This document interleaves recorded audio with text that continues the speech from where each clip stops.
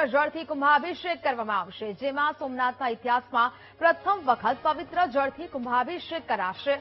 90 metre ઊંચી ક્રેનની મદદથી કુંભને મંદિરના શિખર સુધી લઈ જવાશે। મંદિરના શિખર પર મંત્રોચ્ચાર સાથે અભિષેક કરવામાં આવશે। દક્ષિણ ભારતના મંદિરોમાં જોવા મળતી પરંપરા હવે સોમનાથમાં થશે।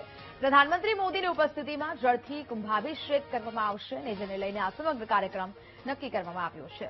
સંવાદદાતા હિરેન ફોન લાઈન પર જોડાયા છે।